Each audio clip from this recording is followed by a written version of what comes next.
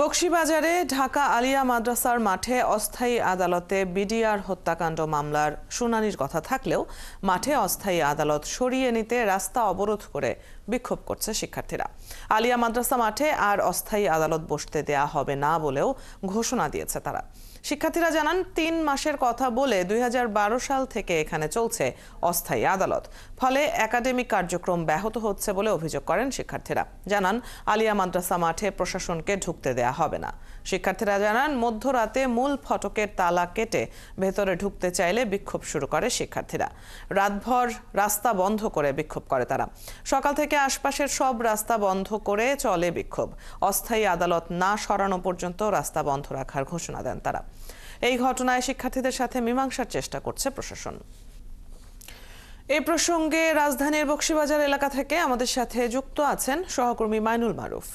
মাইনুল, কেন মাদ্রাসার শিক্ষার্থীরা সেখানে আদালত বসতে দিচ্ছেন না এবং এখন সেখানকার সবশেষ কি পরিস্থিতি? অদিতি, গতকাল রাতে কিন্তু যে অস্থায়ী আদালত যে ভবনে বসার কথা মাঠের পাশেই, সেই ভবনে কিন্তু ভোর রাতের দিকে আগুনের ঘটনা ঘটে এবং সে অস্থায়ী আদালত কিন্তু এখন প্রায় বলা যায় যে পুরোপুরি পুড়ে গিয়েছে। এখানে কিন্তু বিচার কাজ বসানোর মতো বা বিচার শুরু হওয়ার মতো পরিবেশ কিন্তু এখন আর নেই। এবং আমি যদি বলি, এর দেয়াল থেকে শুরু করে সবকিছু কিন্তু পুড়িয়ে দেওয়া হয়েছে, পুড়িয়ে গিয়েছে। ফায়ার সার্ভিস আমাদেরকে যেমনটা জানিয়েছে, তো এখানে কিভাবে আগুন লাগলো বা কারা লাগিয়েছে তারা এই ব্যাপারে নিশ্চিত করতে পারেনি। তবে যেখানে পরিবেশ যদি বলি, যে আসামি রাখার স্থান থেকে শুরু করে বিচারক বা এজলাস সবকিছু কিন্তু আগুনে পুড়ে গিয়েছে এবং যে আগুনের ফলে এখানে যে রুমের মধ্যে যে সকল যাবতীয় সুযোগ সুবিধা ছিল, এসি ছিল, চেয়ার টেবিল ছিল, সবই কিন্তু ভস্মীভূত হয়ে গিয়েছে। এবং আমরা যেমনটা বলছিলাম যে এর আগে রাস্তায় অপরদিকে আলিয়া মাদ্রাসায় অস্থায়ী আদালত বসানোর প্রতিবাদে কিন্তু রাস্তায় কিন্তু শিক্ষার্থীরা কিন্তু অবরোধ করে বিক্ষোভ করছে এবং শিক্ষার্থীরা যেমনটা বলেছে যে এই মাঠ ৩ মাসের কথা বলে তাদের কাছ থেকে নেওয়া হয়েছিল, ৩ মাসের জন্য অস্থায়ী আদালতের কথা বলে।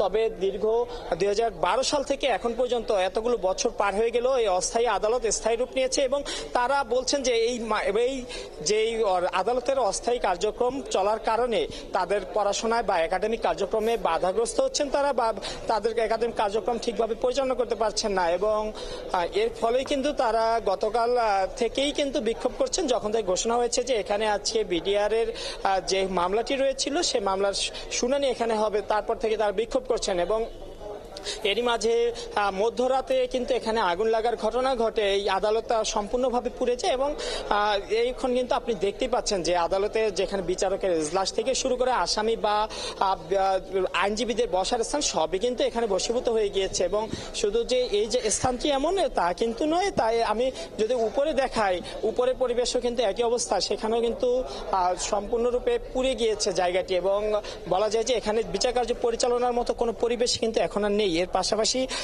যে শিক্ষার্থীরাও আমাদেরকে বলেছেন যে এই মাঠে আর কখনোই তারা বিচার কার্য পরিচালনা বা এই অস্থায়ী আদালত বসতে কিন্তু তারা দেবেন না। তারা ততক্ষণ পর্যন্ত এই বিক্ষোভ রাখবেন যতক্ষণ পর্যন্ত এই অস্থায়ী আদালত এখান থেকে সরিয়ে নেওয়া না হয়। এবং আপনি এখন দেখতে পাচ্ছেন যে আমাদের ভিতরে কক্ষে এসেছে, এখানেও কিন্তু আগুনের ঘটনা কিন্তু ছাদ থেকে শুরু করে নিচে চেয়ার টেবিল যা ছিল সবই কিন্তু পুড়ে গিয়েছে।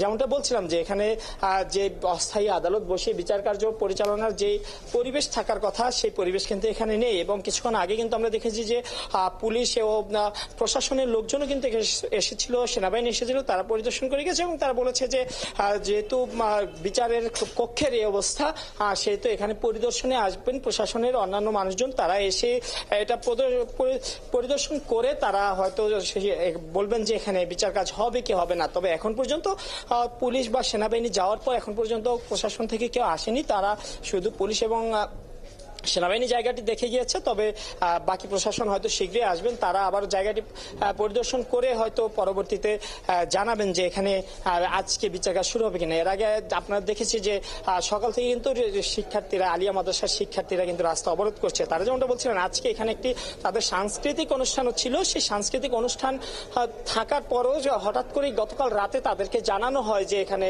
বিডিআর হত্যাকাণ্ডের যে মামলাটি রয়েছে সেই মামলার শুনানি হবে। এবং তারপর থেকেই কিন্তু তারা মূলত বিক্ষোভ শুরু করে, কারণ এখানে আজকের দিনে তাদের বড় একটি বার্ষিকী প্রোগ্রাম ছিল, বার্ষিকী সাংস্কৃতিক অনুষ্ঠান, তা বাতিল করে দিতে হয়। এবং বাতিল করার পরে এখন দেখতে পাচ্ছেন যে পরবর্তীতে বিক্ষোভের পর তারা রাতভর কিন্তু রাস্তা আটকে রেখেছিল এবং মধ্যরাতের পর কিন্তু এখানে আগুনের ঘটনা ঘটে এবং সেই আগুনের ঘটনা ঘটার পর এখন কিন্তু এজলাসের এই পরিস্থিতি এবং এই পরিস্থিতির মধ্যে বিচার কাজ সম্ভব কিনা সেটা কিছুক্ষণ পরেই হয়তো নিশ্চয়ই আপনার কাছ থেকে তখন সেই তথ্যগুলো নেওয়ার জন্য আমরা যুক্ত হব। ধন্যবাদ মাইনুল আমাদের সাথে যুক্ত হয়ে সেখানকার এই মুহূর্তের পরিস্থিতি জানিয়ে দেবার জন্য। দর্শক, আমরা দেখছিলাম বকশীবাজারে আলিয়া মাদ্রাসা মাঠে যেখানে অস্থায়ী আদালত বসে এবং আজকে যে শুনানিটি হওয়ার কথা ছিল বিডিআর হত্যা মামলার, সেখানকার সবশেষ পরিস্থিতি।